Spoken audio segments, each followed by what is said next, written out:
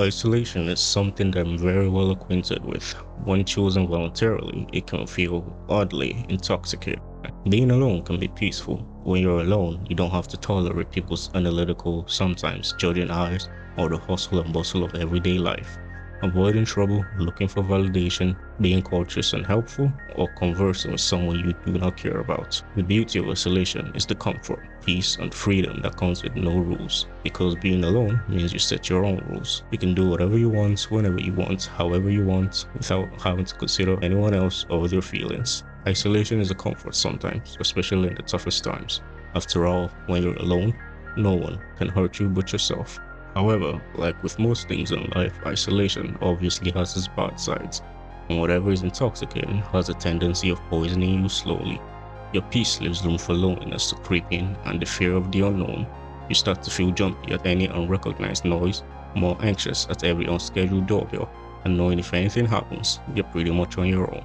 So you start to do things to distract yourself from this feeling. You call friends, go out as much as you're comfortable with, if at all, and do anything you can to make yourself as functional as possible. Some handle isolation well and even thrive on it, while others simply do not. It is admittedly crippling as it is liberating, but even more so when it is forced upon you. In this video, I'll be highlighting and discussing some pieces of media that are able to adequately, almost perfectly depict the feeling of isolation and all its intricacies. Jack Torrance is a teacher and troubled author who, after years of academia, is seemingly left jaded and tired of the teaching life, so he chooses to end it.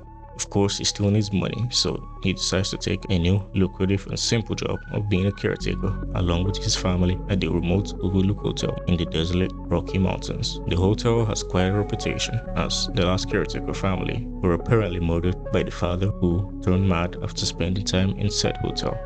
However, this doesn't bother Jack, who dismisses this information. Well, that sounds fine to me. As while it may have been in the past, what are the odds that it will happen again, and to him? Upon arriving, Jack and his family enjoy the peace, quiet, and amenities that come with being the only people in the Grand Hotel. And for a while, this tranquility remains consistent, and the family enjoyed their stay. However, things begin to take a strange turn when the Torrance family start to notice odd things around them. They see strange signs left behind by the previous family, unexplainable anomalies and gruesome aberrations, all while Jack's sanity visibly begins to deteriorate. These events eventually lead to the Torres family being put in a particularly grave situation, leading to a frantic, unsettling struggle for life and death. The slow decline and devolution of what is the tranquil nature of voluntary isolation into an unexpected nightmarish ordeal as a result of it is what the 1980 film The Shining perfectly depicts. The film is almost objectively the most popular on this list, and having recently just watched it, I now know why. It's as if the entire film itself is dead set on making the audience as uncomfortable as possible by lowering them into a false sense of security with a suspiciously slow and melancholic start before unveiling the grisly face that lies beneath. It's able to do this successfully by utilizing isolating camera angles that heavily emphasize the quiet seclusion between the characters at different points of the movie, while perfectly capturing their peculiar patterns and their slow mental decline. These shots are also adequately supported by painfully disorienting, yet perfectly accurate sound effects that make uncomfortable scenes last ages and evoke an anxiety I've never seen from any media thus far. If you've yet to watch The Shining, I highly implore you do so, but be warned, as while you may not notice, it pushes you to its madness from the very first minute. They'll love it.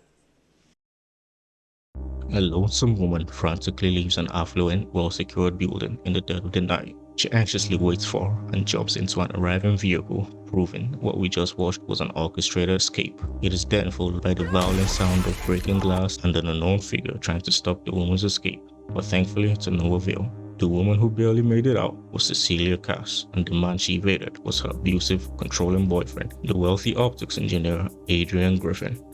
After her escape, Cecilia hides out at a friend's house and secludes herself from the outside world, knowing full well how powerful her pursuer is. However, her luck seemingly changes for the better as she receives some shocking news that Adrian had committed suicide and is now dead.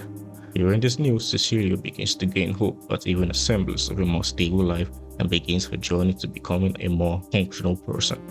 Sadly, this doesn't last long, as while in the process of regaining her former life, Disturbing things start to occur wherever she is and wherever she goes, and after enough time passes, Cecilia becomes convinced that these events have something to do with Adrian, who's supposed to be long dead. Of course, no one believes her claims, forcing her to deal with the start of a traumatic ordeal on her own. This is The Invisible Man, a film that almost perfectly captures the feeling of hopelessness, anxiety, and many other adverse effects of isolation. The movie depicts what happens when you begin to question your sanity or left frustrated at everything around you and feel as if you have no one else to turn to. This, combined with a melancholic score, desolate cinematography, heavy themes, and visuals, make the psychological horror a genuinely unnerving experience. But the true horror is that despite pushing the limits of what is and isn't possible, it's still an example of an event that can happen to just about anyone. That being said, if you're as intrigued as I was, then I highly suggest you explore the full story of The Invisible Man. Surprise.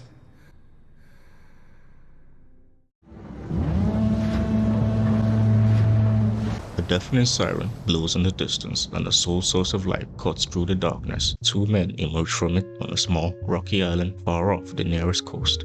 These men are the Lighthouse keepers, Ephraim Winslow, a fresh recruit, and Thomas Wake, a veteran keeper, both of whom will be working together for the next 4 weeks. Upon arriving on the island, the two immediately get to work on their duties maintaining the lighthouse and sit down for their scheduled dinner at the end of the day. Though abrasive and strict, Thomas does his best to break the ice with a drink with the newbie, but also berates him about his duties and warns that the only task he's not allowed to do is tending the light, as that's his job, and only his. See to your duties. The light is mine. Of course, this would be a much duller story and a much different video if the two continue to work in an uneventful harmony. Soon after, Winslow starts to notice things he hadn't before about the lighthouse and his new superior. He sees Wade going up to the tower each night but undressing before doing so. He starts having visions and nightmares of mermaids. A one-eyed seagull harasses him, and he ends up killing it. Shortly after, a heavy storm forces Winslow to stay much longer than he anticipated. One night, Wake tells Winslow his last partner had perished after losing his mind on the island, putting even more doubts and reservations in Winslow about his current employment. Tensions rise as the storm rages, and the two frequently switch between moments of aggression and moments of exuberance.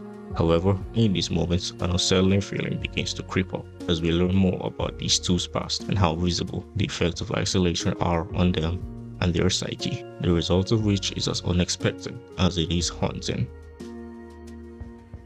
The Lighthouse shows what happens when you put two people in a remote location to perform a duty and are forced to be cordial and tolerant. However, the film goes further by emphasizing the anxiety of being with a stranger, not knowing what they're thinking or whether or not they're a danger to you at any time. It also does a fantastic job of making you question what is real and what is a delusion, with a dreary, permanent black and white palette, period-accurate accents, and excruciatingly detailed shots producing an otherworldly aesthetic and viewing experience unlike any other. If you feel you're daring enough to experience the madness that comes with the Lighthouse, then I advise you do so, as I assure you, you won't regret it.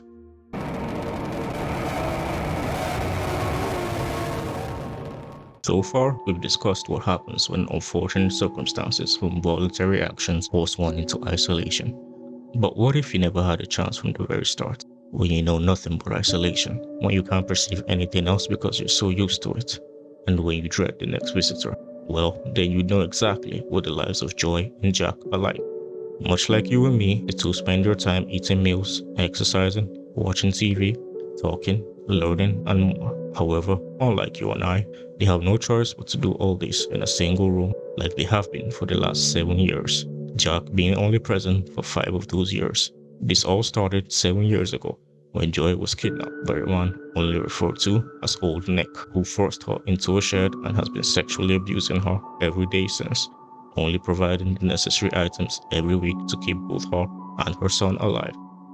But now that Jack is 5, Joy decides it's time to teach him about the true nature of the world he's known little of, and plots a plan to allow both of them escape their nightmarish circumstance. A plan that will have him be a pivotal piece and one that will change the trajectory of their lives forever.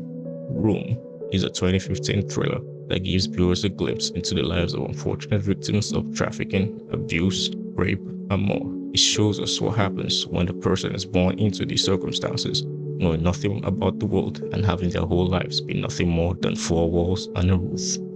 It also shows us the sad reality that such a thing can happen to just about anyone at any time. While the movie's direction and cinematography are admittedly not the strongest compared to the other movies, it still does a great job of evoking an emotional response from the audience with the expert use of dreary themes and melancholic undertones in not just the plot and acting, but also the camera work.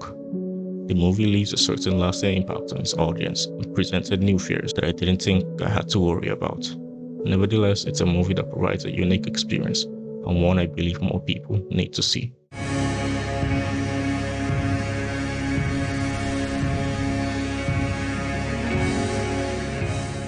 These movies do a great job of immersing and engaging viewers in the story by slowly displaying the contrast between tranquil and anxiety-inducing moments of isolation and all the emotional, mental, and physical effects that come with it. While they also display elements that prove they're far from perfect, like The Shining's almost comically drawn-out scenes, The Lighthouse's overly complicated ending, and Room's almost too simplistic pacing, they all still do a fantastic job of evoking different feelings and sending a message across. Isolation is a comfort sometimes, especially in the toughest times. After all, when you're alone, no one can hurt you but yourself. However, sometimes it's important to remember that like these characters who've gone through so much and have come out of their nightmares, you too will overcome whatever you're facing. So reach out and be with your loved ones when you can, because you may never know the last time you'll have the chance. Thanks so much for watching, especially if you've gotten to this point. I decided to do something a bit different from a guy who spends 90% of his time alone in a room. So I hope you've enjoyed it, and if you did, slap that subscribe button and I'll see you in the next one.